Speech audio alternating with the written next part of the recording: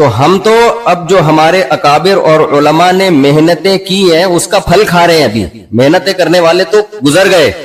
Canada میرا جانا ہوا, اس سے پہلے میں کینیڈا سے ہو کے آیا ہوں. میری ایک ملاقات ہوئی وہاں پہ ایک مولانا صاحب جو 40 سال پہلے کینیڈا گئے تھے. کہتے ہیں 40 سال پہلے حلال گوشت نہیں ملتا تھا. جو مسلمانوں کی اولادیں ہیں مرتد ہو چکی تھیں, تو وہ مولانا ہندوستان سے گئے کہ ان کا تعلق بھی دیوبند سے. کہتے ہیں میں نے وہاں جا کے جو انہوں نے محنت کی, بچوں کو اپنی گاڑی میں لینے جاتے, گھر میں مسجد میں لا کے قرآن پڑھا کے فری میں واپس پہنچاتے, کیونکہ لوگ اپنے بچوں کو قرآن پڑھانے کے لیے بھی تیار نہیں تھے. کئی مہینے کئی سال سبزیاں اور دال پہ گزارا کیا. مسلمان گزارا کر سکتا ہے دال پہ؟ مسلمان جس نے 4 شادیاں کرنی ہو, گوشت کھائے بغیر, گوشت کے بغیر اس کا گزارا نہیں ہوتا. تو وہ سبزیاں ابالی ہیں لوگوں نے امریکہ, کینیڈا میں, جاپان میں. پھر ان کی محنتوں سے وہاں حلال گوشت کا رواج بڑھا. دین کی بہاریں. آج ان عالم کے شاگرد بڑے ہو گئے ہیں, بڑا احترام کرتے, کہتے ہیں انہوں نے ہمارا ایمان بچایا ہے, انہوں نے ہمارا قرآن بچایا ہے. تو یہ ہمارے اکابر کی محنتیں ہیں. برما میں, بنگلہ دیش میں, ساؤتھ افریقہ میں, سب کے تانے بانے ہندوستان سے جا کے ملتے ہیں. مظاہر علوم دارالعلوم دیوبند, جہاں بھی دنیا میں جاؤ, جہاں بھی اتنے مدرسے. میں سب سے پہلے 2015 میں برما آیا, میانمار. برما تو ایک غیر مسلم اسٹیٹ ہے. میں جب وہاں گیا, وہاں میں نے بڑے بڑے مدرسے دیکھے, دینی تعلیم ہو رہی ہے, 8 سال کے لیے بچے پڑھ رہے ہیں وہاں پہ. تو میں نے پوچھا بھائی یہاں دینی تعلیم اور مسجدیں کیسے آباد ہیں؟ اتنی بڑی بڑی مسجدیں, اتنے امام کہاں سے ملے, کہاں سے آئے بھائی؟ کوئی مظاہر علوم سے, دیوبند سے ایک مولانا آئے تھے 50 سال پہلے, کوئی 60 سال پہلے, ان کی محنتیں.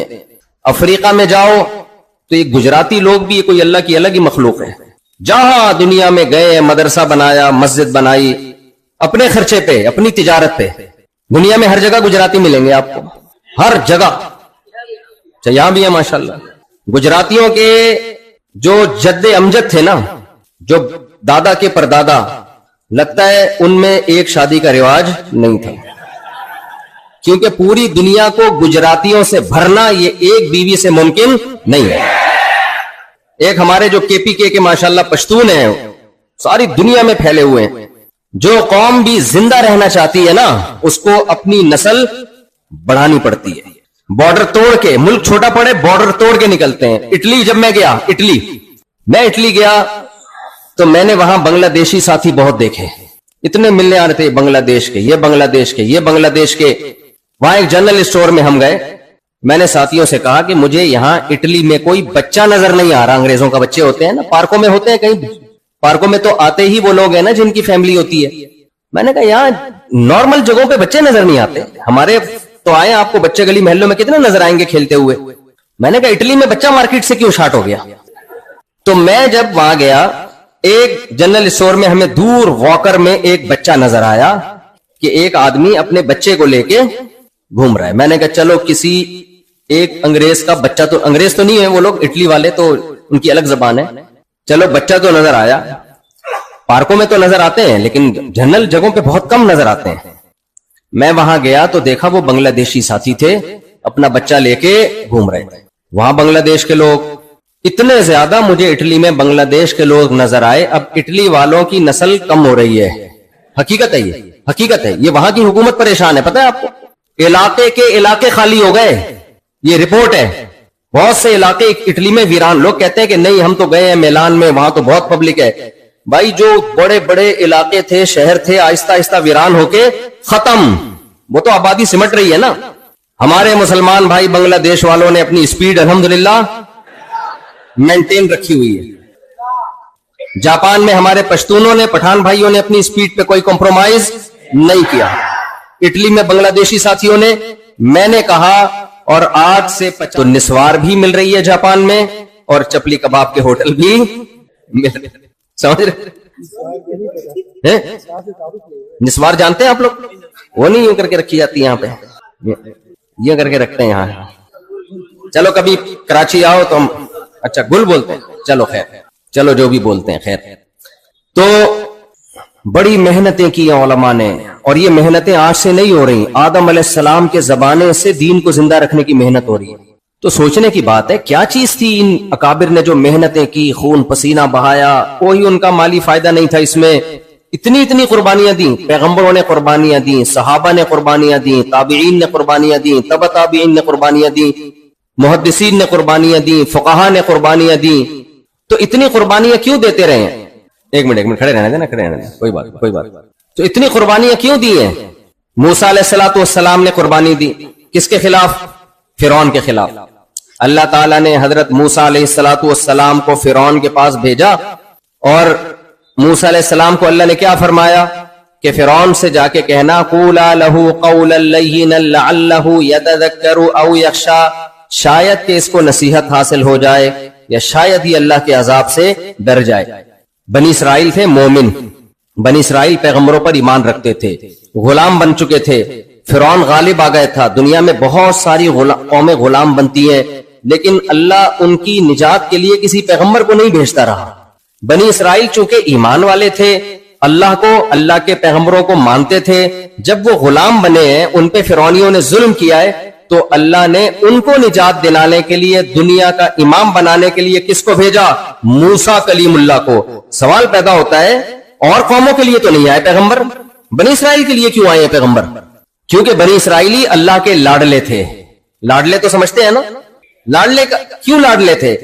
یہ وہ قوم تھی جو اللہ پہ، اللہ کی کتابوں پہ، اللہ کے پیغمبروں پر ایمان رکھتی تھی. 100,000 فرعونی پیدا ہو جائیں، دولت اور منصب والے، کیا ایک موسیٰ علیہ السلام کی خاک کے برابر ہو سکتے ہیں؟ فرعون نے ہمیشہ موسیٰ علیہ السلام کو تانا دیا، ام انا خیر من ھذا الذی ھو مہین، لوگوں میں زیادہ بہتر ہوں یا یہ وہ شخص جس کے پاس نہ دولت ہے اور یہ غلام قوم میں پیدا ہوئے؟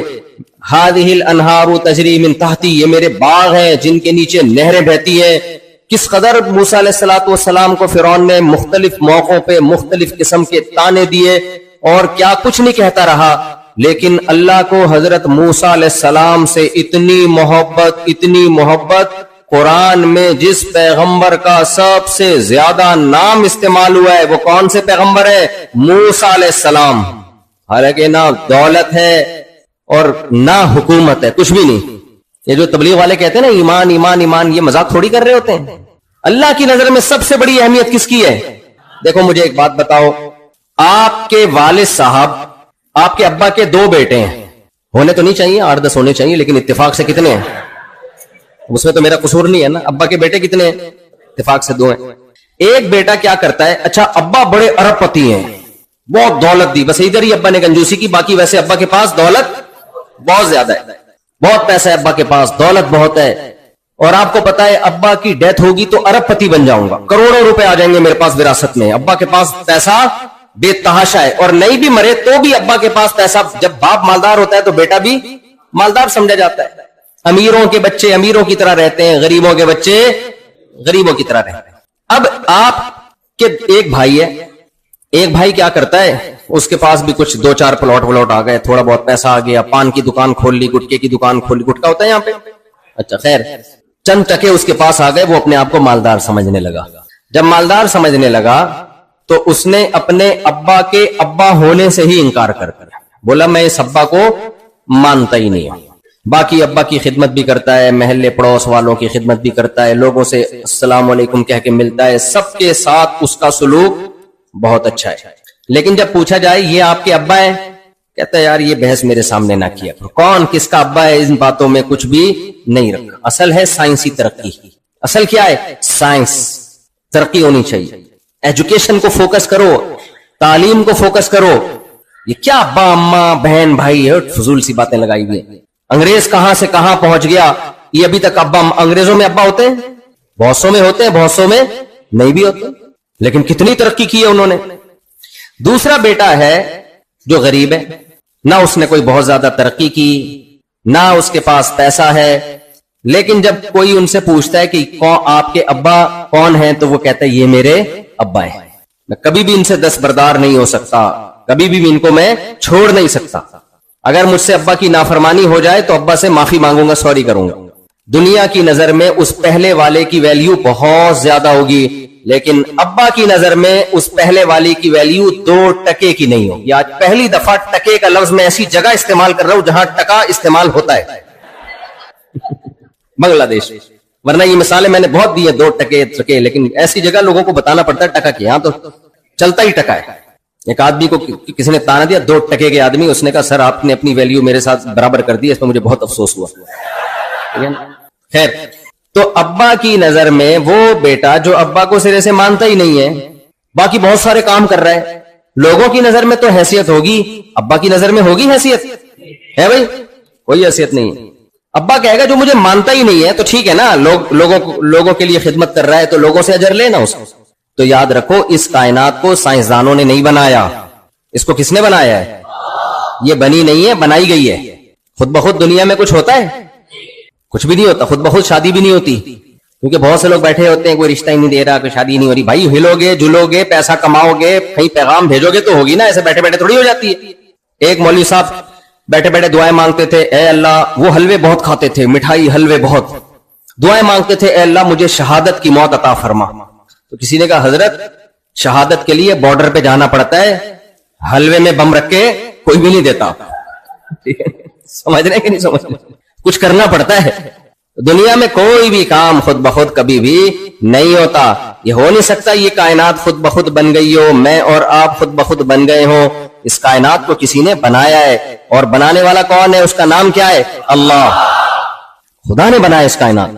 آپ کہہ سکتے ہیں کہ بھائی ہم اللہ کو کیوں مانے, ہو سکتا ہے اللہ کے علاوہ معاذ اللہ کسی اور نے بنا دیا ہو. اس کا جواب یہ, بھائی ہم اس خدا کو مانیں گے نا جو ہم سے کلام کرتا ہے, جو ہمیں بتاتا ہے, جس نے قرآن نازل کیا, جس نے تورات اور انجیل کو نازل کیا, جس نے پیغمبروں کو بھیجا.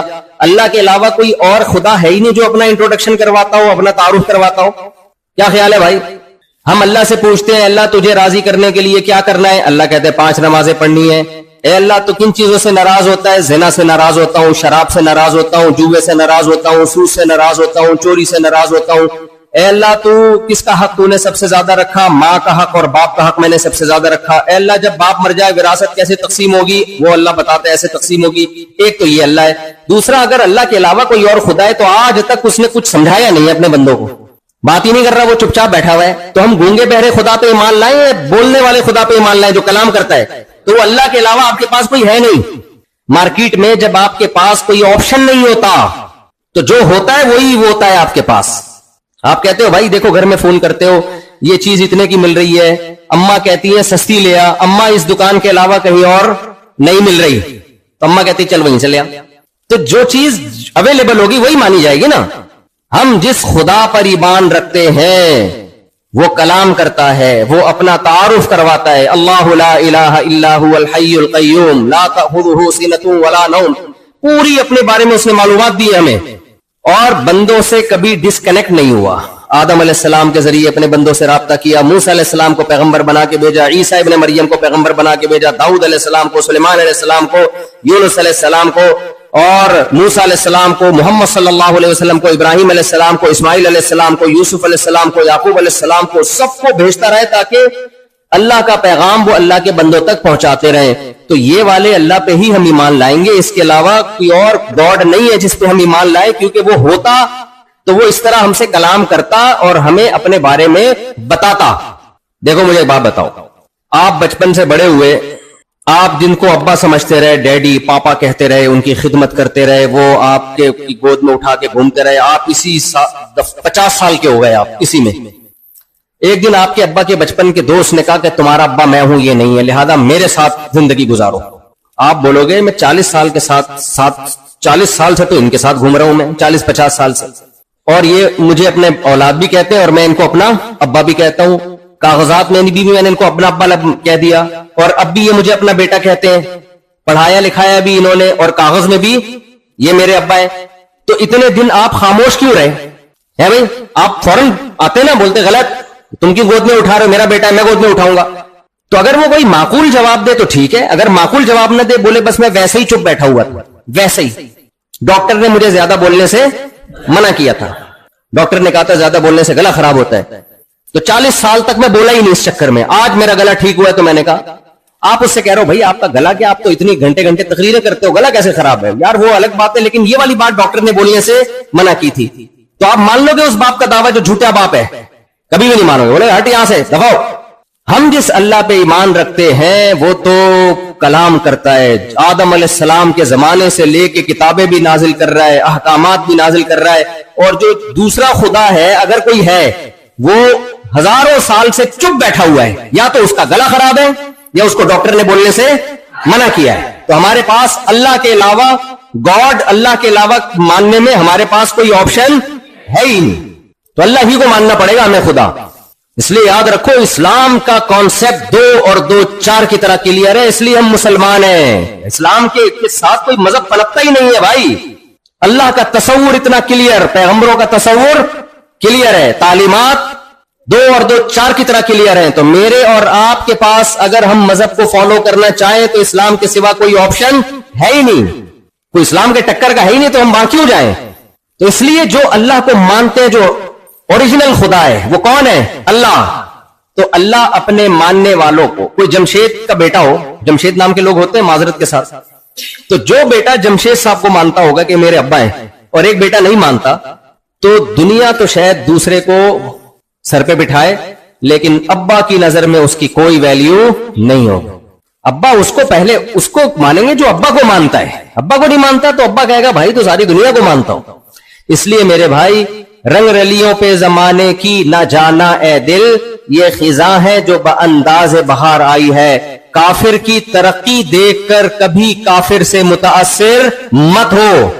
हाँ, अपने अंदर कोई खामी है उसको जरूर ठीक करो, और उसके अंदर कोई खूबी है तो उसको फॉलो करो, मगर ये मत समझो कि काफिर तरक्की में आके कामयाब हो गया और अगर हम तरक्की ना कर सके तो नाकाम हो गए। ना ना ना ना, नाकाम। बाज दफा दुनिया में जालिम आदमी तरक्की कर लेता है, मजलूम तरक्की में पीछे रह जाता है। तो मैयार कामयाबी का ये नहीं है कि आपके पास कितना पैसा, कितनी शोहरत, कितनी दौलत। अल्लाह, उसके रसूल सल्लल्लाहु अलैहि वसल्लम की नजर में कामयाबी का मैयार आपसे अल्लाह खुश है या नहीं है। बस आप अल्लाह को मानते हो कि नहीं मानते, अल्लाह आपसे खुश है या नहीं। आप अपने विजन में भी अगर नाकाम हो जाओ, अल्लाह खुश है तो भी आप कामयाब हो। आज लोग क्या कहते हैं, भैया ये बेचारा अपने हदफ में, विजन में, गोल में कामयाबी नहीं हुआ है। कोई बात नहीं, नबी सल्लल्लाहु अलैहि वसल्लम ने फरमाया, बहुत से पैगंबर ऐसे भी आए हैं जिन्होंने दीन की दावत का काम शुरू किया और एक शख्स भी ईमान नहीं लाया और उन पैगंबरों को कत्ल कर दिया गया। तो वो आए थे दीन की दावत के लिए, एक बंदा भी ईमान नहीं लाया, तो दुनियावी लिहाज से उनका मिशन कंप्लीट हुआ नहीं हुआ। लेकिन क्या पैगंबरों को कोई नाकाम कह सकता है? फिर भी कामयाब थे। क्यों? कौन राजी था उनसे? अल्लाह राजी था। तो इसलिए ईमान बहुत बड़ी नेमत है, बहुत बड़ी नेमत। और याद रखो, बास चीजें इंसान को बगैर मेहनत के मिलती हैं तो भी वो अल्लाह की नेमत है, अगर नेमत मिली है। मुझे एक बात बताओ, आप करोड़पति बाप के बेटे थे, इत्तेफाक से आपको अब्बा ने घर से निकाल दिया, आपने दूसरी शादी की बात की, अब्बा ने किक मार के घर से, इसी वजह से निकाला जाता है, और तो कोई माकूल रीजन अब तक जहन में आई नहीं है, निकाल दिया अब्बा। अब्बा ने क्या कर दिया? तो बयान खवातीन भी सुन रही है माजरत के साथ, तो आपको निकाल दिया। लेकिन शरीयत क्या कहती है? बाप मरेगा तो विरासत किसको मिलेगी? बाल चाहे नालायक हो चाहे लायक हो, विरासत मिलती है शरीयत में। अब आपकी मेहनत के बगैर बैठे बैठे करोड़ों रुपए, करोड़ों टके आपके पास आ गए, आप उसके मालिक बन गए। आपने मुफ्ती साहब से जाके मसला पूछा कि मैं तो अब्बा का नाफरमान था, क्या ये विरासत मेरे लिए हलाल है? मुफ्ती साहब कहेंगे भाई अब्बा का नाफरमान था तो दुआ मांग, तौबा ताइब कर, विरासत बहरहाल हलाल है। तो ये नेमत आपको मिली आपकी मेहनत से या बगैर मेहनत के? बगैर मेहनत।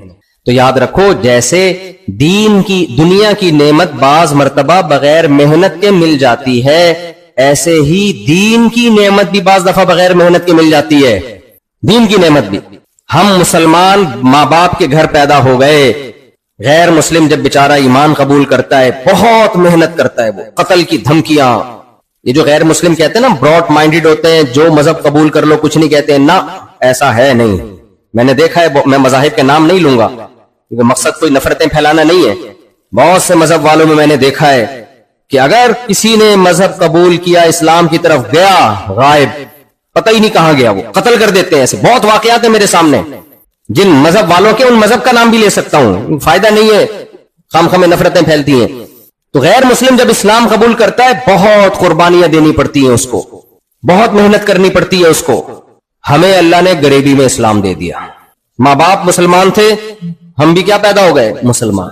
تو اب یہ نہیں کہہ سکتے کہ یہ اللہ کی نعمت نہیں ہے. بھائی بعض دفعہ فری پھوکٹ میں بھی نعمت بولو مل جاتی ہے. لیکن فرق کیا ہوتا ہے, جب فری پھوکٹ میں نعمت ملتی ہے تو وہی حشر ہوتا ہے جو فری کی وراثت کا ہوتا ہے, اور جب قربانی دے کے نعمت ملتی ہے تو وہی ہوتا ہے جو اپنا کمایا ہوا بزنس کا پیسہ ہوتا ہے. سمجھتے ہو کہ نہیں سمجھتے؟ میں نے بہت سے لوگ دیکھے ابا کی وراثت ملی, جن میں خود بھی ہوں, تجربوں کی بھیٹ چڑھا کے برباد, کیونکہ خون پسینہ لگا نہیں ہوتا.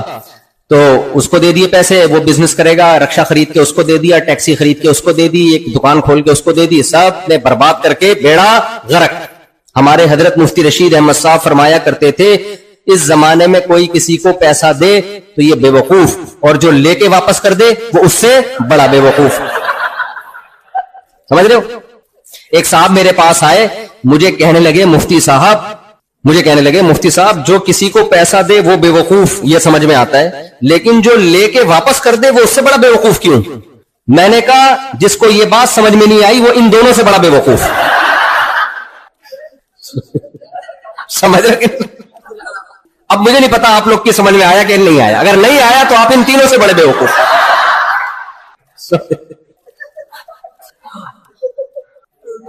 تو جب فری پھوکٹ کی وراثت ملتی ہے نا تو کیا ہوتا ہے, محنت تھوڑی ہوتی ہے, اس کو دے دیا, ادھر لگا دیا, ادھر انویسٹ کر دیا, سب برباد کر کے بیٹھ گئے.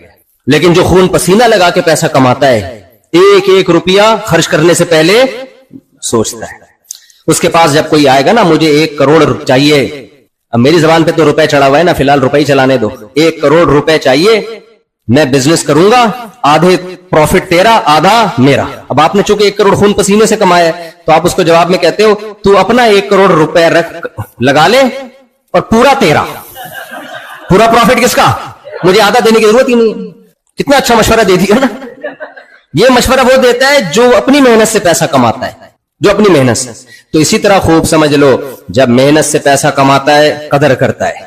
تو اسی طرح میرے بھائی, ایک ایمان فری پھوکٹ کا ہے, ایک محنت کا ہے. غیر مسلم جو فرعونی کے ساتھ جو جادوگر تھے نا, جادوگر, وہ ایمان لائے تھے, وہ اپنے اختیار سے ایمان لائے تھے, ان کے ماں باپ مسلمان نہیں تھے. موسیٰ علیہ السلام کے مقابلے میں ہزاروں جادوگر آئے, اور جب انہوں نے دیکھ لیا کہ موسیٰ علیہ السلام سچے پیغمبر ہے, فوراً القی السحرۃ سجداً, سب سجدے میں گر گئے اور کہنے لگے ہم رب العالمین پر, موسیٰ کے رب پر, ہارون کے رب پر ایمان لے کر آئے. فرعون نے دھمکی دی, ہاتھ اور پاؤں کاٹ کے سولی پہ لٹکا دوں گا. انہوں نے کیا کہا, لا ضیر, کوئی حرج نہیں ہے, فقضی ما انت قاض, اس سے بھی زیادہ کچھ کرنا چاہتا ہے تو وہ بھی کر لے, یہ تو کم ہے. کیوں؟ دلیل کیا دی, انما تقضی هذه الحیات الدنیا. دیکھو چند سیکنڈ کا ایمان ہے لیکن پاورفل کتنا ہے, اتنا ان کو جنت پہ یقین. آج جنت کا بھی مذاق اڑایا جاتا ہے, لوگ کہتے ہیں یہ مولویوں نے لوگوں کو حوروں کے چکر میں لگایا ہوا ہے, مولویوں نے لوگوں کو شہد اور دودھ کی نہروں میں لگایا ہوا ہے. شہد اور دودھ کی نہروں کے باتیں کر کر کے داڑیاں رکھواتے ہیں, مسجدیں بھرتے ہیں, نمازیں پڑھواتے ہیں, اپنا غلام بنا کے رکھتے ہیں. بھائی اپنا غلام کیوں بنائے گا مولانا؟ مسجد میں آپ اللہ کے سامنے سجدہ کرتے ہو, مولوی صاحب کو سجدہ کرتے ہو, اللہ کو سجدہ کرتے ہو. آپ کہہ سکتے ہو مولوی صاحب چندہ مانگتے ہیں تو یہ مسجد تمہارا, استغفر اللہ, پھر کراچی والی زبان استعمال کر رہا ہوں میں, مسجد تمہارا باپ چلائے گا, یہ کراچی میں مجھے عادت پڑ گئی ہے. وہ تو ذمہ داری سب کی ہے نا, مل جل کے, نہ تو کوئی زبردستی تھوڑی لے رہے ہوتے ہیں بھائی, زبردستی تھوڑی لے رہے ہوتے ہیں وہ. تو کہتے ہیں مولویوں نے لوگوں کو حوروں کے چکر میں ڈالا ہوا ہے, مولویوں نے لوگوں کو شہد کی نہروں کے چکر میں. بھائی چکر میں نہیں ڈالا ہوا. اللہ کے پیغمبر موسیٰ کلیم اللہ, آج تورات موجود ہے, تحریف ہے لیکن بہت ساری چیزیں آج بھی موجود ہیں.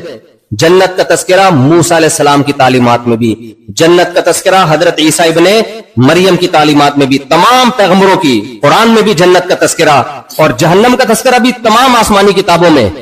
سارے پیغمبر اس جہنم سے ڈرا رہے ہیں اور جنت کی لالچ دلا رہے ہیں. تو یہ کوئی سیاسی بیان نہیں ہو سکتا. تو چند سیکنڈ کا ایمان تھا جادوگروں کا, چند سیکنڈ کا ایمان. آپ میں سے یہاں کوئی روحانی عملیات تو نہیں کرتا نا؟ کرتا ہے تو ابھی سے توبہ کر لے.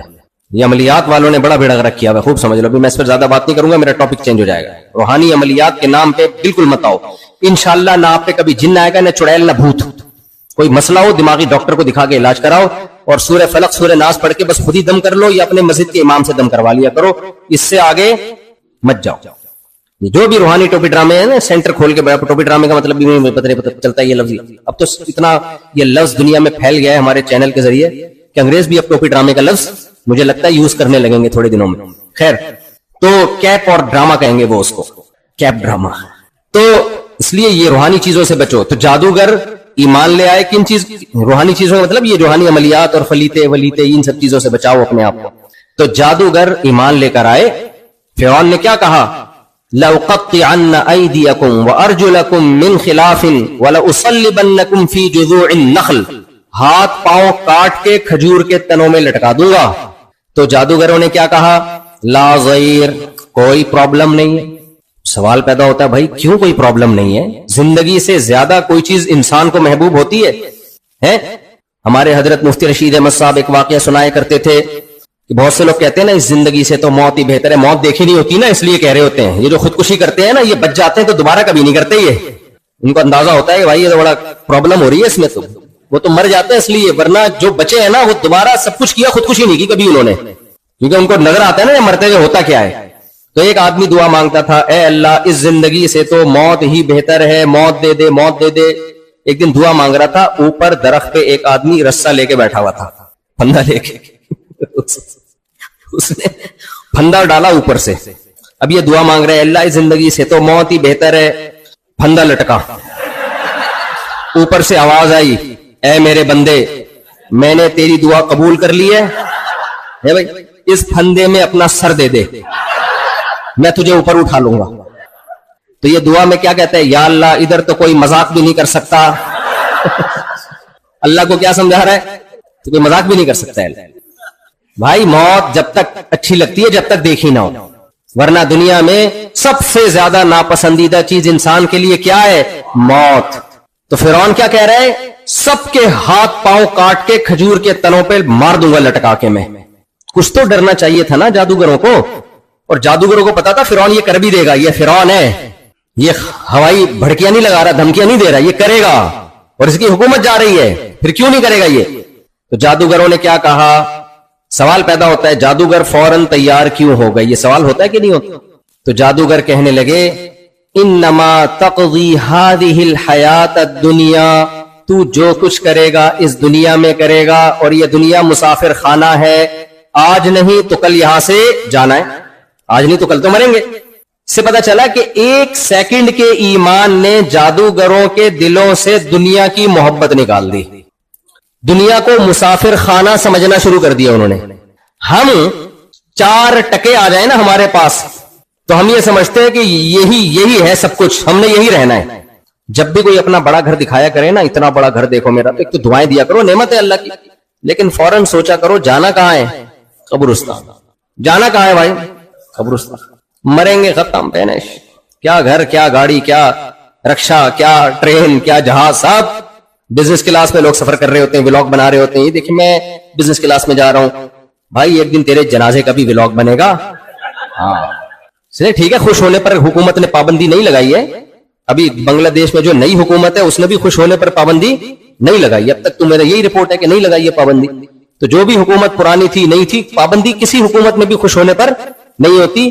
तो आप बिजनेस क्लास में सफर कर करके दिखाओ, मैं देखो बिजनेस में जा रहा हूं, मैं ये कर रहा हूं, मैं वो कर रहा हूं, कोई बात नहीं। जब आपका जनाजा होगा तो भी एक व्लॉग बनाना। अब मैं क्या कर रहा हूं, कब्र में जा रहा हूं। मैं ये व्लॉगर को बुरा नहीं कह रहा, मैं आपको समझा रहा हूं कि उनकी खुशियों की वजह से उनसे ज्यादा मुतासिर ना हुआ करो। गरीब आदमी एहसास कमतरी में जा रहा होता है, यार ये देखो ये बिजनेस क्लास में ये उधर उड़ रहे हैं, यूं जा रहे हैं, ऐसा कर रहे हैं। और मुफ्ती तारिक मसूद साहब को तो देखो उधर समंदर में टाइम लगाई हुई है, एंजॉय कर रहे हैं लाइफ को। और भाई मुफ्ती तारिक मसूद साहब भी एक दिन लेटा हुआ होगा, समझ रहे हो। अभी यहाँ इतना क्राउड था ना, कितना 8-9 कितना हजार क्राउड है, 5-6 हजार लोग आए हुए। तो इतने लोग खड़े हुए थे, मैंने क्या सोचा, मैंने कहा भाई एक दिन जनाजे में इससे ज्यादा लोग होंगे, सबके होंगे। कोई आप ऐसा ना मुझ पर तरस खाना शुरू कर दो, हाय हाय हाय, आपके भी होंगे।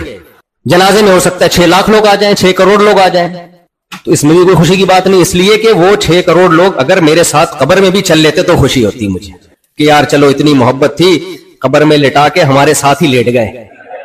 जैसे अभी कोशिश कर रहे होते हैं, कमरे में घुस रहे थे ना, मुफ्ती साहब बैठेंगे, इतनी मुश्किल से बेचारे मेजबान ने कंट्रोल किया, लोगों की मोहब्बत है।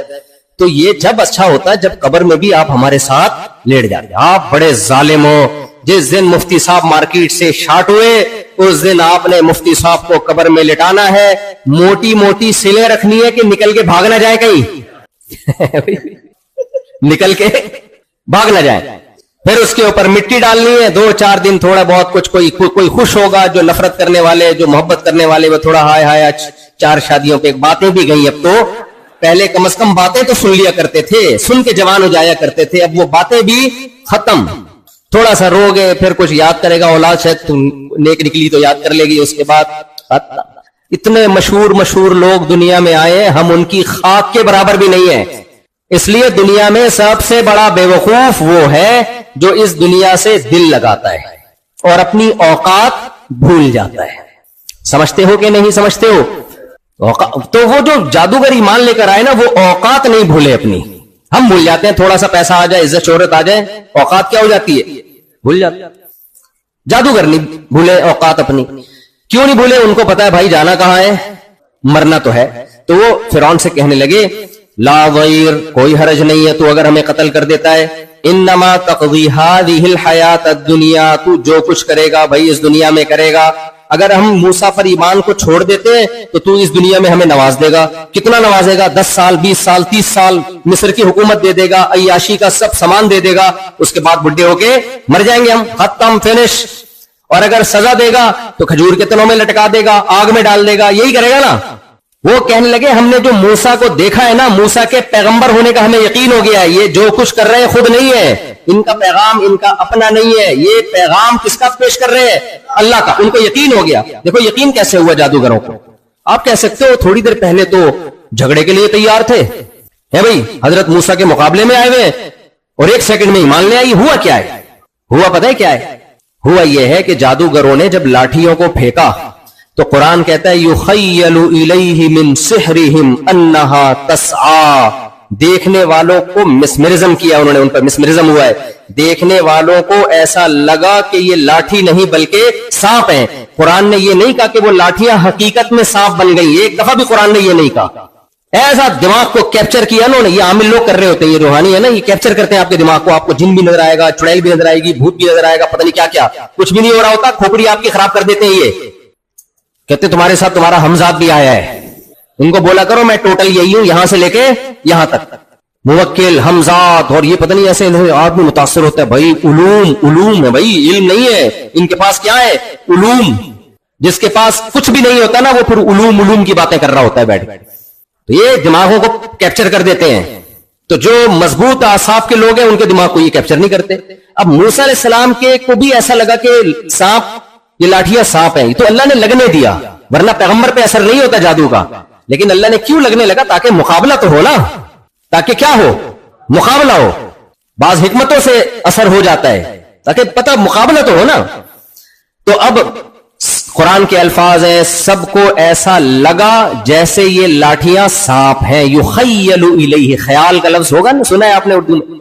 लेकिन जब हजरत मूसा ने लाठी को जमीन पे डाला है तो कुरान ये नहीं कहता कि ऐसा लगा कि ये सांप है, बल्कि हकीकत में वो सांप बन गई। फइज़ा हिय हय्यतुन तसआ अलक़ी मा फी यमीनिक तलक़फ़ मा सनऊ, ए मूसा ये सच्ची मुच्ची में लाठी अजदहा बनेगी और सबको खा जाएगी। जादूगर तो जानते थे ना कि मिसमरिज्म क्या होता है और हकीकत क्या होती है। देखो झूठी मूठी में कुछ भी दिखा दो आदमी को, अगर पता चले ये सच्ची मुच्ची में है, सच्ची मुच्ची में आपके किसी रिलेटिव का इंतकाल हो गया 1 महीना पहले, वो आपके पास आए, आप बोलोगे झूठी मूठी में शायद मुझे कोई ख्वाब आ रहा है, आंखें यूं यूं करोगे, यूं थप्पड़ मारोगे, अपने आप को मुतमईन करोगे, शायद यार हो जाता है इंसान को। बाज दफा पुराने लोग याद आते हैं तो तसव्वुरात की दुनिया में आ जाते हैं। अब्बा ने आके रख के एक चमाट लगा दिया आपको कि मैं तेरा अब्बा हूं, मैं जिंदा होके आ गया हूं। उसके बाद मेरे भाई अब्बा की कब्र में आप लेटे हुए होगे, क्या ख्याल है? मुर्दे को सच्ची मुच्ची में जिंदा देख लो तो क्या है ना, गए ना काम से, गए काम से भाई, आदमी खौफ से मर जाए। मैं अक्सर वाकया बताता हूं, हमारे एक जानने वाले ने कहा कि मेरा आधे धड़ को फालिज हो गया है, आधे धड़ को ही होता है, तो मेरा इलाज नहीं हो रहा। मुझे किसी ने कहा है कि फलां बाबे का मजार है, उनके मजार पे जाओ तो वो बाबा वो सही कर देंगे, उनको अल्लाह ने इख्तियारात दिए।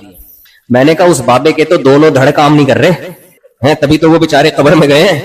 अगर उसका आधा धड़ काम कर रहा होता कब्र में डालते। जिसके दोनों धड़ काम नहीं कर रहे वो तुम्हारा आधा धड़ कैसे ठीक करेगा? मुशरिक के पास ना अकल नहीं होती, खूब समझ लो, खोपड़ी के अलावा सब कुछ होता है मुशरिक के पास, अकल नहीं होती। तो भाई अल्लाह से मांगो, अल्लाह हाजात को पूरी करता है। तो खैर, तो जादूगरों ने देखा कि मूसा अलैहिस्सलाम ने जो लाठी को सांप बनाया, तो ये लाठी क्या सच्ची मुच्ची में क्या बन गई? सांप। वो कहने लगे कि ये नामुमकिन है कि कोई हकीकत में लाठी को सांप बना दे, ये मूसा का काम नहीं है अलैहिस्सलाम, ये किसका काम है? अल्लाह का। इसलिए फाउल की कुरान में फा है ताकीब माल वसल के लिए, उलमा समझते हैं इसका मतलब फौरन एक काम हो, और उल्किया का मतलब फेले मजहूल है। रिफ्लेक्ट एक्शन का नाम सुना होगा ना आपने, गैर शऊरी हरकत, बास चीजें लाशऊर में एकदम कर लेता है आदमी। तो लाशऊरी तौर पर उन्होंने कहा भाई अब हमारे पास मूसा को पैगंबर माने बगैर कोई चारा नहीं है, फौरन धड़ाम से सिरदे में गिरे कि हम आपके रब पर ईमान ले आए। तो जब ईमान लाए हैं, ये इसलिए नहीं कि उनके अब्बा मुसलमान और उनकी अम्मा मुसलमान, देखा ईमान लाए, फौरन कुर्बानी देने के लिए तैयार, क्योंकि मूसा अलैहिस्सलाम की बातें तो सुन चुके थे पहले, कुफ्र की हालत में भी सुन चुके थे, लेकिन शक में थे कि पता नहीं ये सही कह रहे हैं गलत कह रहे हैं। जब यकीन हो गया ये अल्लाह के पैगंबर है, तो भाई पैगंबर की जबान से सच के सिवा कुछ भी नहीं निकलता। वलौ तक़व्वला अलैना बाज़ल अक़ावील लअख़ज़ना मिन्हु बिल यमीन थुम्मा लक़तअना मिन्हुल वतीन। कुरान कहता है पैगंबर अगर मुझ पे कोई झूठ की निस्बत कर दे, कोई गलत बात कर दे, मैं दाएं हाथ से पकड़ के शहरक को काट डालूं। पैगंबर की ये मजाल नहीं है, पैगंबर के लिए मुमकिन नहीं है कि वो कोई ऐसी बात करे जो अल्लाह की ना हो, लेकिन उसकी निस्बत किसकी तरफ कर दे? अल्लाह की तरफ कर दे। तो जादूगरों ने देख लिया था कि मूसा अलैहिस्सलाम ने बताया कि जो अल्लाह के लिए कुर्बानी देता है जन्नत मिलती है, जो कुफ्र पे मरेगा, नाफरमानी पे मरेगा, कहां जाएगा? जहन्नम में। पहले शक था, अब क्या हो गया? यकीन। अब जब जन्नत का यकीन हो गया, तो फिर हमारी तरह का लंगड़ा लूला ईमान नहीं है। हमारी तरफ हम पता है कैसा ईमान, ट्राई करके देखो, दीन पे चलो, अगर आखिरत हो गई तो कामयाब हो जाएंगे, नहीं हुई तो चलो खत्म। ना ना ना, ये नहीं है। जादूगरों ने कहा इन्नमा तक़दी हादिहिल हयातद दुनिया, तू जो कुछ करेगा इस दुनिया में करेगा। क्या हो गया भाई? बैठ जाए भाई, बैठ जाए, पीछे भी लोग देख रहे हैं ना, बैठ जाए, पीछे लोग बैठ जाए, शाबाश, बैठ जाए, बैठ जाए, बैठ जाए, शाबाश, शोर नहीं करें। तो जादूगरों ने क्या कहा? बस मैं बात को समेट रहा हूं जल्दी से ना, हाँ बस टॉपिक भी मुकम्मल हो रहा है मेरा। क्या? कौन से वाले? अच्छा, तो देखो क्या कहा जादूगरों ने, इन्नमा तक़दी हादिहिल हयातद दुनिया, तू जो कुछ करेगा इस दुनिया में करेगा। कितना कर लेगा? तरक्कियां कितनी दे देगा? सजाएं कितनी दे देगा? इन्ना आमन्ना बिरब्बिना लियग़फ़िर लना ख़तायाना वमा अकरहतना अलैहि मिनस सिहर। हम जब अल्लाह पे ईमान लाएंगे तो अल्लाह जो कुछ हमें देगा तू उसका तसव्वुर भी नहीं कर सकता। अल्लाह क्या देगा हमें? सबसे पहले अल्लाह हमारे कुफ्र में जो हमने गुनाह किए सब माफ कर देगा। ईमान की बरकत क्या? ईमान लाते ही अल इस्लामु यहदीमु मा कान क़ब्ला, पिछले सारे गुनाहों की दीवार को गिरा देता है। दूसरा, हमने कलीमुल्लाह, अल्लाह के कलीम से मुकाबला किया है, इसका तकाजा तो यह था हम पे फौरन अजाब आ जाता कि हम पैगंबर के मुकाबले में आए। हम ईमान लाएंगे, अल्लाह ये गुनाह भी हमारा माफ कर देगा। देखो जिसके दिल में ईमान होता है ना, उसको मगफिरत की बहुत फिक्र होती है। आज लोग आते हैं मुख्तलिफ मसाइल लेकर, मुफ्ती साहब मेरे साथ ये मसला चल रहा है, इसके लिए दुआ करें, मुफ्ती साहब मेरे साथ कारोबार नहीं चल रहा, ये दुआ करें, मुफ्ती साहब मेरे गुर्दे में पथरी हो गई है, दुआ करें, मुफ्ती साहब मेरे घुटने के मसले चल रहे हैं, दुआ करें, वगैरह वगैरह। ऐसे बहुत कम लोग होते हैं जो कहते हैं मुफ्ती साहब आप दुआ करो अल्लाह मेरे पिछले सारे गुनाहों को मुआफ कर दे। हमारे नबी के पास ज्यादा केसेस ये वाले आते थे, आखिरत वाले। और हमारे नबी भी जब सहाबा को किसी अमल पे तरगीब देना होती ना, तो आप फरमाते ये काम करो इससे गुनाह माफ होंगे, ये काम करो इससे गुनाह माफ। आज हम जब किसी को किसी अमल की तरगीब देते हैं, ये काम करो पैसे में बरकत होगी, ये नेकी का काम करो सेहत अच्छी होगी, रोजा रखो कोलेस्ट्रॉल कम होगा, है भाई। सहाबा को तरगीब देने के लिए, हालांकि वो गुनाह नहीं करते थे, वजह क्या थी? उनको पता था मगफिरत अल्लाह की नेमतों में से सबसे बड़ी नेमत है। क़यामत के दिन माफी तलाफी हो जाए, इससे बड़ी कोई नेमत हो नहीं सकती है। नबी सल्लल्लाहु अलैहि वसल्लम ने एक मजमे में ऐलान किया कि क़यामत के दिन 70,000 लोग वो बगैर हिसाब किताब के जन्नत में दाखिल होंगे जो तावीज गंडों से बचते थे, अल्लाह पे कामिल तवक्कुल करते थे। और कामिल तवक्कुल की और भी इसमें आपने सिफात बयान की। हजरत उकाशा फौरन खड़े हो गए, या रसूल अल्लाह आप अल्लाह से दुआ करें अल्लाह मुझे भी उन्हीं लोगों में शामिल कर दे। एकदम फिक्र हुई कि मैं भी उन लोगों में आ जाऊं।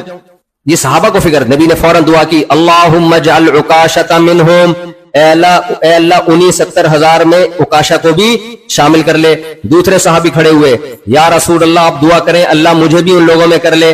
آپ نے کیا فرمایا, سبقک بہا عکاشہ, عکاشہ تم پہ سبقت لے گئے. یعنی یہ قبولیت انہی لوگوں کے لیے ہے جو آخرت پہ زیادہ حریص ہے. تو سب سے زیادہ حریص تو وہی ہوگا جو سب سے پہلے کھڑے ہوئے. تو یہ صحابہ کرام کی کیفیت تھی. آج وظیفے پڑھ رہے ہیں, میرا فلاں کام ہو جائے, میرا یہ والا کام ہو جائے. بھائی اپنے آپ کو اللہ کے حوالے کر دو, اللہ کو راضی رکھنے کے لیے ذکر کیا کرو.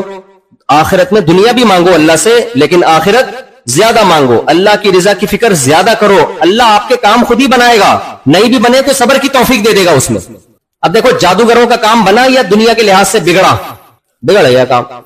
جادوگروں کا کام تو ایمان لانے کے بعد کاروبار میں برکت ہوئی یا بیڑا غرق ہو گیا کاروبار کا, ہے ختم. لیکن انہوں نے اپنے آپ کو اللہ کے حوالے کر دیا اور کہا کہ جو ہے اب کون کرے گا, اللہ. اور اللہ ضائع نہیں کرتا.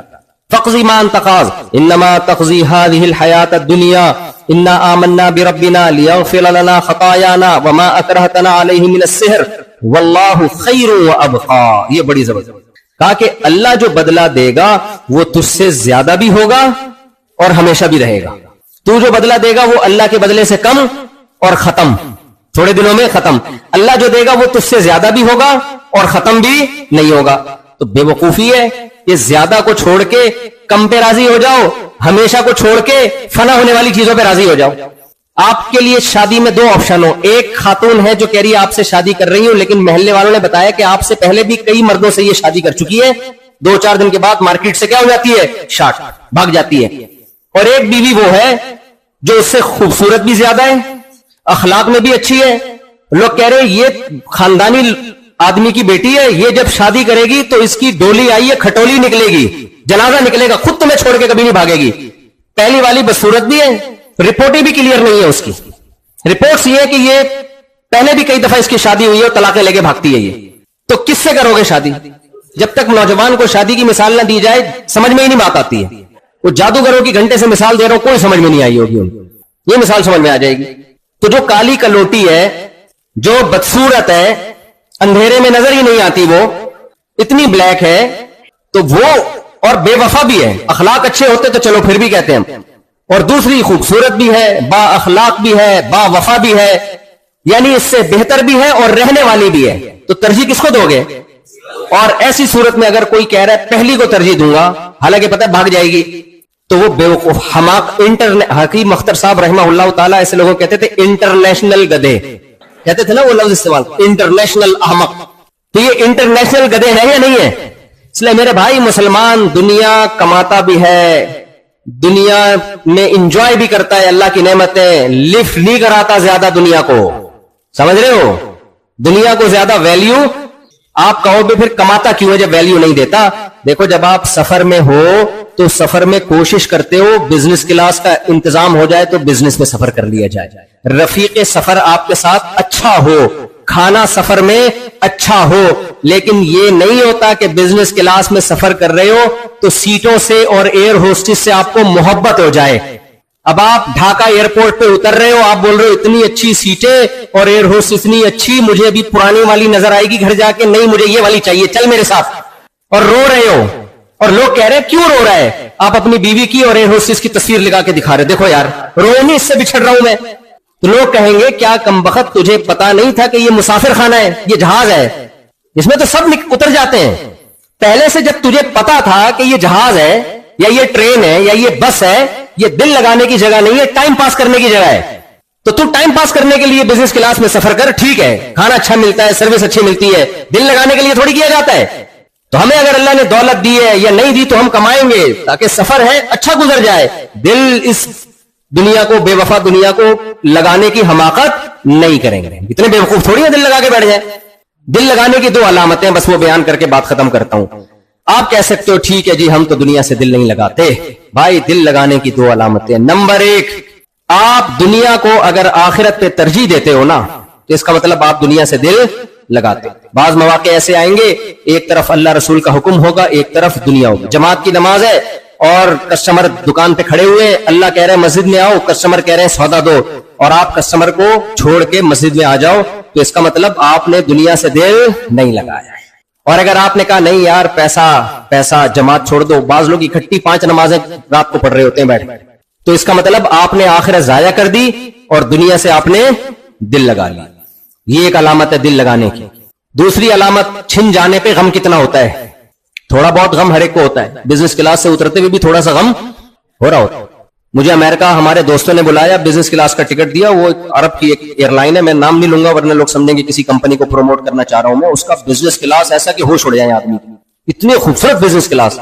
میں جب گیا تو واقعی میرا دل نہیں کر رہا تھا اترنے کا, حالانکہ امریکہ پاکستان سے امریکہ کتنی لمبی فلائٹ ہے, کتنی لمبی, لیکن اتنا مزہ آیا اس میں, ایسے مزے سے سب چیزیں آ رہی ہیں, جو ہے وہ پانی بھی آ رہا ہے, چائے بھی کراچی والی چائے مل رہی ہے, اور دال چاول مچھلی فلانا, اور ایٹیٹیوڈ اتنا اچھا, اور اپنا الگ سیپریٹ روم, آرام سے لیٹے ہوئے ہیں, جب چاہیں بیٹھے ہوئے ہیں, جب چاہیں لیپ ٹاپ کھول کے پڑھ لیں, کچھ مطالعہ کر لیں کتاب کھول کے, اتنا سکون سے. پھر نیند ایسی گہری, جب میں اترا میں نے کہا کاش ابھی امریکہ نہ آتا, یہ جہاز دنیا کے 3 چکر لگا کے امریکہ پہنچتا.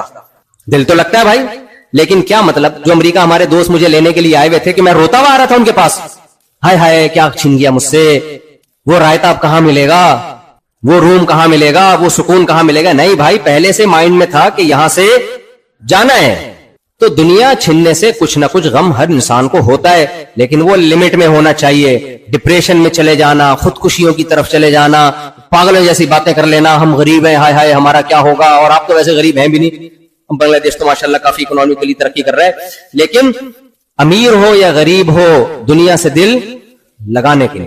تو جب دنیا اور آخرت ٹکرائیں گے, ترجیح کس کو دینی ہے؟ آخرت کو. بس اس کی چند مثالیں دے کر واقعی میں بیان ختم کرتا ہوں, کیونکہ مثالیں نہیں دوں گا تو پھر بات سمجھ میں نہیں آئے گی. پہلی مثال نماز. نماز کے لیے آؤ گے, شیطان کھینچے گا آپ کو, دل کھینچے گا آپ کو, دکان کھینچے گی, آپ نے دنیا کو لات مارنی ہے اور نماز قائم کرنی ہے. کریں گے کہ نہیں کریں گے؟ نمبر 2, خواتین بھی بیان سن رہی ہیں, دل آج کل کسی کا نہیں کرتا عورت کا پردہ کرنے. پہلے زمانے میں جو عورت پردہ نہیں کرتی تھی لوگ عزت کی نگاہ سے دیکھتے ہی نہیں تھے. اب جو پردہ نہیں کرتی لوگ کہتے ہیں لگتا ہے کسی ایجوکیٹڈ فیملی سے ان کا تعلق. پڑھی لکھی خواتین, جتنی دولت آئے گی کپڑوں کا سائز اتنا ہی چھوٹا. آج مالدار عورت کے کپڑوں پہ پیسہ تو لگ رہا ہے, کپڑا نہیں لگ رہا. ایسا ہی ہے نا, مالدار عورت کے لباس پہ پیسہ لگ رہا ہے, کپڑا نہیں لگ رہا.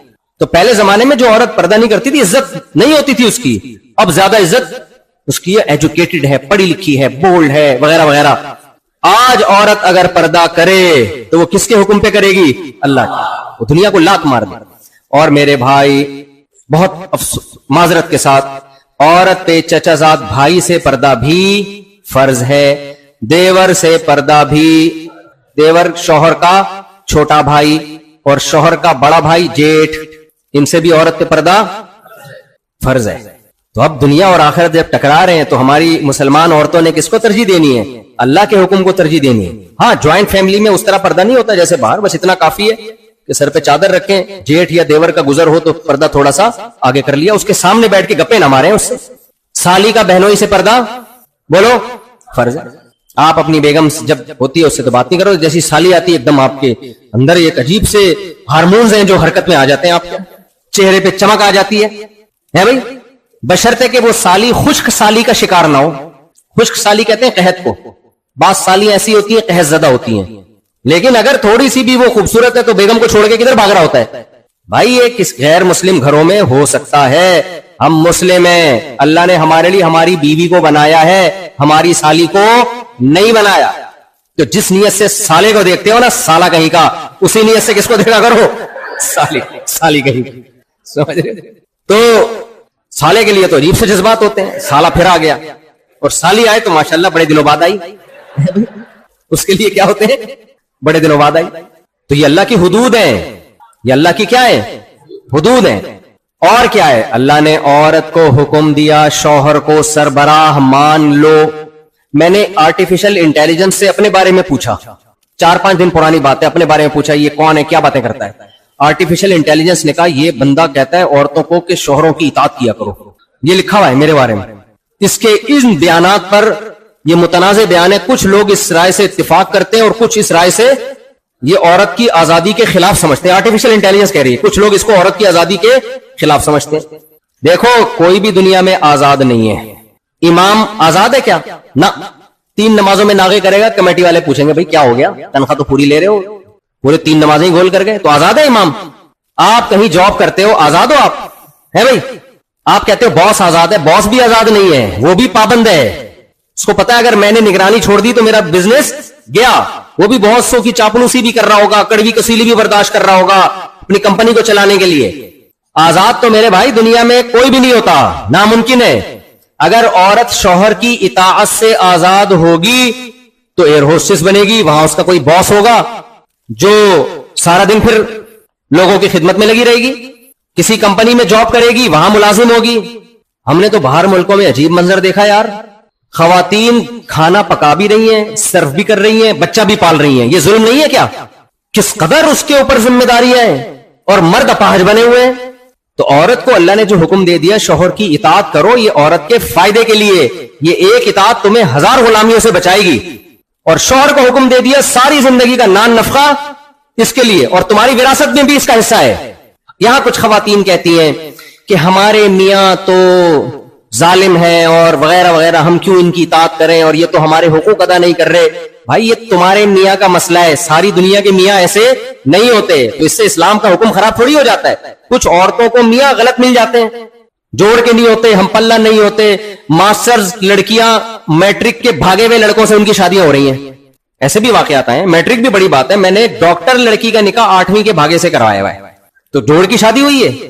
تو اس کا پھر وہی حل ہے کہ جب زیادہ شادی ہوں گی تو پھر عورتوں کے لیے آسانی ہو جائے گی. تو ہر ایک کو برابر کا جوڑ کر زیادہ اس میں بولنا نہیں چاہتے ہیں, زیادہ مناسب تو وہ خواتین پھر جو ہے نا وہ ناراض ہوتی ہے. تو وہ اس کا حل یہ ہے کہ کفو میں نکاح ہو نہیں رہا. لیکن سارے میاں ایسے نہیں ہوتے بھائی. کچھ میاں آپ جیسے شریف بھی ہوتے ہیں, وہ اپنی ذمہ داری پوری کر رہے ہوتے ہیں. تو ان میاؤں کے بارے میں اللہ نے حکم دیا کہ سربراہ گھر کا کون ہوگا, وہ والا میں جو بنیادی حقوق. 100% تو دنیا میں صحیح کوئی بھی نہیں ہوتا. تو یہ عورت کو حکم دیا ہے. مرد کو حکم دیا کہ یہ ماتحت ہے, آپ کی غلام اور باندی نہیں ہے, اس سے محبت کرو. اللہ نے اس کو بنایا ہے. کسی اور کی طرف توجہ. آج خواتین کو سب سے بڑی شکایت کیا ہوتی ہے؟ مردوں کے, شوہروں کے ناجائز تعلقات, لڑکیوں سے دوستیاں, بہت دل پہ آرے چلتے ہیں عورت کے. تو اس کو اللہ نے حرام قرار دیا ہے. مرد کو اللہ نے حکم دیا داڑھی کاٹنے کا یا رکھنے کا. ہمت کر کے رکھ لو میرے بھائی. کیا خیال ہے بھائی؟ کوئی ٹیکس نہیں ہے اس کے اوپر, کوئی وزن نہیں زیادہ بڑھ جاتا. مفتی محمد شفیع صاحب کے پاس ایک صاحب آئے, کہنے لگے وہ 2-4 مولوی ہیں, اتنی بڑی بڑی داڑیاں اور اچھل کود مچائی ہوئی ہے انہوں نے. وہ کوئی ورزش کر رہے تھے نا, اتنی بڑی بڑی داڑیاں رکھ کے اچھل رہے ہیں. تو حضرت مفتی شفیع صاحب رحمہ اللہ نے فرمایا کہ داڑھی کا وزن تو ایک شٹانک بھی نہیں ہوتا بھائی, اس کو رکھ کے اچھلنا کون سا مشکل کام ہے. یا تو اتنا ویٹ ہوتا نا کہ اچھلا نہیں جاتا. لوگوں کو داڑھی والے کے ہر کام پہ اعتراض ہوتا ہے. ایک داڑھی والے جا رہے تھے گاڑی میں, کہیں بیچاری کسی خاتون کو غلطی سے ٹکر ہو گئی. تو خاتون نے کہا اتنی بڑی گاڑی رکھ کے ٹکر مارتے ہو, اتنی بڑی داڑھی رکھ کے ٹکر مارتے ہو, شرم نہیں آتی؟ انہوں نے کہا محترمہ یہ داڑھی ہے, بریک نہیں ہے. یہ داڑھی ہے, بریک نہیں. تو ہمت کر کے کیا کر لو, داڑھی بڑھا. اللہ نے حکم دیا ہے. دیکھو سکھ لوگوں کو میں نے کینیڈا میں دیکھا, پیدائش سے لے کے موت تک کہیں کے بال نہیں کاٹتے. کتنا مشکل حکم ہے یہ, کہیں کے بال نہیں کاٹتے, رکھتے ہیں موت تک. ان کے مذہب نے کہا وہ کرتے. ہمیں تو شرم آنی چاہیے. ہمارے مذہب نے تو صرف یہ کہا داڑھی بڑھا دو, باقی تو بال کاٹنے کا حکم دیا ہمیں. سر کے بال میں اجازت دے دی, کاٹو رکھو تمہاری مرضی ہے. صرف ایک حکم دیا داڑھی بڑھا دو. تو کیا جا رہا ہے بھائی, اس میں کون سی ٹینشن ہے؟ تو ہمت کر کے رکھ لو. یہ ہلکا حکم نہیں ہے, اب پیغمبر کا آرڈر ہے یہ. اور اللہ نے ہمیں حکم دیا سود مت کھاؤ. اللہ نے ہمیں حکم دیا چوری مت کرو. اللہ نے ہمیں حکم دیا معاہدوں کی پابندی کرو, جھوٹ مت بولو. یہ بہت سارے احکام ہیں, میں نے تو موٹے موٹے. اور ایک آخری حکم جس میں آج نوجوان بہت مبتلا ہیں, بے حیائی. اللہ نے ہمارے لیے عورت کے پاس جانے کے لیے نکاح کے علاوہ کوئی اور راستہ نہیں رکھا. فحش فلمیں دیکھ کے اپنی خواہش پوری کرنا, لڑکیوں سے دوستیاں لگانا, نائٹ کلبوں میں جانا, ڈانس پارٹیوں میں جانا, کسی بھی طرح سے عورت سے ریلیشن قائم کرو گے, دنیا کی تھوڑی دیر کی لذت مل جائے گی, آخرت آپ سے ہمیشہ کے لیے روٹھ جائے گی.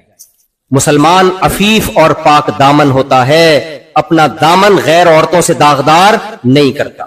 تو اللہ تعالیٰ سے دعا ہے جو کچھ کہا اللہ مجھے بھی آپ سب کو اس پر عمل کی توفیق عطا فرمائے، جو کمی کوتاہیاں ہو گئی اللہ تعالیٰ معاف فرمائے۔ آپ لوگ مسافے کے لیے آگے نہ بڑھیں، رش بہت زیادہ ہے، نکلنے میں بہت مشکل ہوگی، تو اس لیے بہتر یہی ہوتا ہے کہ نہ خود تکلیف میں آئیں نہ دوسروں کو تکلیف دیں۔ دعا میں نے کر لی ہے، پھر کبھی ہاتھ اٹھا کے بھی دعا مانگ لوں گا۔ اللہ سب کو دنیا اور آخرت کی برکتیں دے، ہر طرح کی پریشانیوں سے غموں سے اللہ ہم سب کو بچا کے رکھے۔